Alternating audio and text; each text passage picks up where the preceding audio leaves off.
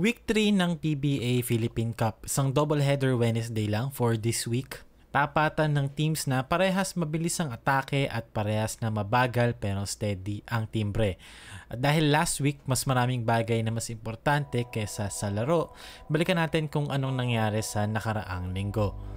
Ito ang Week 3 ng Philippine Cup Explained. Unang game ng Wednesday, Northport versus Raynor Shine. Sa game na to, strong start para sa Elasto Painters. Si Gian Mamuyak maaga nag-contribute, gave Raynor Shine cushion, and he finished the game with 22 points, shooting 10 out of 19 from the field. Another contributor is Leonard Santillan na may 17 points and 10 rebounds off the bench. Then si Andre Karakot naman, he also contributed 15 points and 5 assists. Sa Northport, walang Arvin Tolentino para sa game na to, pero si Will Navarro is stepped up with 22 points and 12 rebounds. Si Joshua Munzo naman medyo underwhelming performance with only 14 points and 7 assists, kaya nagkulang talaga sila in terms of output. Sa fourth quarter ng game na to, nagkaroon ng konting tension sa pagitan nila Kaylan Chongson at Sydney Onwubere. May mga banggaan, may konting palitan, may konting samaan ng loob sa isang side, pero naayos naman agad, I think. Pero alam mo yon, dalawang players kasi sila na parehas competitive parehas all out maglaro. Magkaiba lang siguro sila ng way mag-react. Pero at the end of the day, parehong built tough, parehong physical, parehong gustong manalo, parehas ma-effort na players. Natural lang sa game to. Ito yung tipo ng palitan na talagang it's all about the competitive aspect of the game. Walang personalan, laro lang talaga. Final score is 113-96. First win ng Raynor Shine ngayong conference, habang ang Northport naman bumaba sa 1-1 record. Sumunod na laro, San Miguel versus Magnolia. Classic na matchup. Itong game na to, grabe to. Hanggang overtime, dikdikan, sagutan talaga sila ng mga puntos. Pero pagdating sa dulo, Magnolia nakasurvive sa grueling game na to, 98-95. Tatlong sunod na panalo para sa Magnolia Hotshots. Standout player sa game na to ay si Xavier Lucero. Mainit buong gabi. He finished the game with 24 points, 7 rebounds, and 2 blocks. Another young player for Magnolia, si Jerome Lastimosa. Parang veterano na kung gumalaw. Is another player for Magnolia na may 20-point game with 21 points and 5 assists. Pero hindi rin kasi basta-basta yung San Miguel, of course. Si Junmar, usual dominance pero may pagka-controlled ng onte. Only 17 points. Yes, only. Controlled na yon yung 17 na yon. Pero rebounding-wise, 17 as well. Mahirap talagang pigilan. And sa guards naman nila, si Wami Chongson, solid din naman.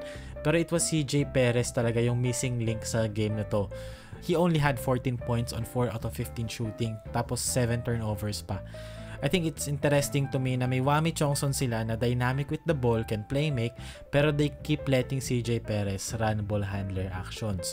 Like, gets ko naman, okay, second best player nila si CJ. Pero the guy is 31 years old and ganyan pa rin ka-erratic maglaro. But it's never going to change. Ganun na talaga yan. It's better off attacking closeouts after ng reversal nila, diba? And anong point din kasi trading for Wami Chongson anyway if kung hindi rin naman i-maximize yung skill set, and hahayaan pa rin si CJ na hindi naman natural with the ball. Anyway, tapos pagdating naman sa front court, diba, 28 Rodney Bronjal minutes. They've been looking for an Arvin Santos type player. Tapos ngayong meron sila, ayaw ilaro besides Junmar, diba? I'm talking about Andreas Cahilig, or even Don Trollano nga, can play a little bit of the 4. Pero tinatabihan pa rin nila ng isa pang non-shooting big man si Junmar Fajardo. And even yung huling trade nila kay JM Calma, like another non-shooting big, parang, diba, make it make sense. Ano ba talaga? Anyway, grabe ngayon laro ng Magnolia. They've been playing their younger players more as of late, and now we are seeing the results of that tiwala. Since tapos na tayo daanan ng mga nangyari this week sa PBA, punta naman tayo sa isang play this week na pinili kong i-highlight. Ang gusto ko namang i-highlight sa part na to ng video ay ang players ng Magnolia na sila Lastimosa at Lucero. We've already made a Xavier Lucero breakdown video rito sa channel, so ang pag-uusapan natin ngayon ay si Jerome Lastimosa. You guys can watch that video about kay Xavier Lucero sa channel. Available na yon right now. Anyway, sa game versus San Miguel, Jerome Lastimosa finished the game with 21 points and 5 assists in 33 minutes of play. In terms of his field goals, he was 7 out of 13 field goals sa buong laro and shot 4 out of 8 sa 3-point area.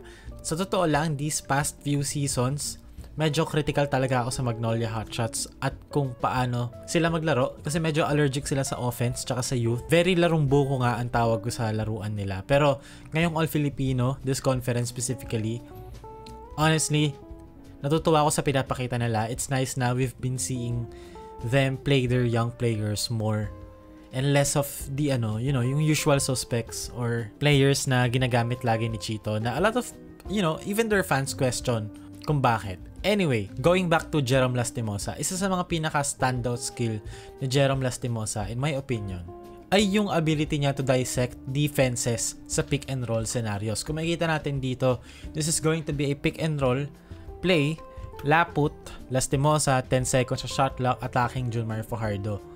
Kung makikita natin, this is a very high pick and roll. Okay? Lampas 4-point area. So si Junmar, nag-drop siya sa level, nasa may 3-point line si Junmar, dinala siya palayo ni Jerome Lastimosa sa comfortable spot ni Junmar, which is around here hanggang, here. So si Junmar way up top. So ang pressure dito ng defense is nandito sa mga to. Tautuwa sa help, Jerome Teng sa weak side, Marshall Lassiter dito sa strong side na hindi mo gagawin, you shouldn't help one pass away. So, ang pressure ng defense usually, nakita Tautuwa kasi siya yung big man or nakiteng sa weak side and then si Tautuwa, split na lang yung gap between Abueva and Lucero. Pero dito sa play ito, makikita natin si Jerome Lastimosa. Okay? Beat niya na si Junmar dito sa point na to. So, na-recognize niya na si Mawala Tautuwa yung help defense. Now, para ma-draw mo si Mawala Tautuwa fully and, make the defense shift and maniwala sa'yo, you have to make yourself look like you're really shooting the ball or really attacking. Kasi if hindi naman mag-help fully si Mawala Tautuwa, may layup ka naman eh. Pero makikita nyo dito, nag-gather si Lastimosa, fake pass, nag-commit na fully si Mawala Tautuwa, so si Lucero nag-45 cut dito sa weak side, si Jerome Teng nakatanga. Okay, late na siya dun sa help, and si Xavier Lucero finishes on top of Jerome Teng. Dito naman again, very smart of Jerome Lastimosa to use a hesitation dribble para ma-draw even more yung defense. Kasi empty side ball screen to, nag-pick si Lucero. Dito, yes, 2 on the ball pero hindi pa fully committed. So ginawa ni Lastimosa, ginamitan niya ng hesitation dribble, nag-burst siya dito, papunta sa baseline. Now, baon na yung defense and libreng-libre na si Lucero. Even if makapag-rotate ng fully dito, si Don Trollano, meron na siyang reversal kay Tautuwa and si Jericho Cruz. Hypothetically naman, kung dumating dito yung bola, kailangan niya nang mamili between Lee or Abueva. So, ang talagang biggest detail dito is yung hesitation dribble na ginamit ni Jerome. Kick out to Lucero, 3 points. And again, very crafty. Alam ni Jerome anong mga moves gagamitin niya specifically to the situation. Dito again, high ball screen, lampas 4-point line. Diba? Super high ball screen to eh. Ngayon si Junmar ulit nasa may 3-point line. Very high. Nasa level siya ng screen, yung drop ni Junmar. Ginamitan ni Jerome Lastimosa ng crossover dribble, dinala niya sa screen. Si Wami Chongson na nag-go over. Junmar Fajardo nag-show ng onte. Pero this is still a drop defense at the level nga lang. So since mataas si Junmar and si Jerome Lastimosa, na-recognize niya na nag-go over si Wami. Which means, nasa likod niya lang si Wami. So this is virtually Lastimosa versus Junmar. So, ginamitan ni Lastimosa ng crossover dribble para i-snake yung screen na iwan si Junmar. So, now 2 defenders beat na si Jerome Lastimosa. And may free lane shot to the basket na if kung mag-help man dito si Bronjal, meron na naman siyang Lucero dito. Pero mangyayari sa play na to is wala. Wide open layup. Dahil dun sa snake crossover dribble niya. Recognizing na si Junmar ang taas. Kayang-kaya niya talunin with his speed and his dribble.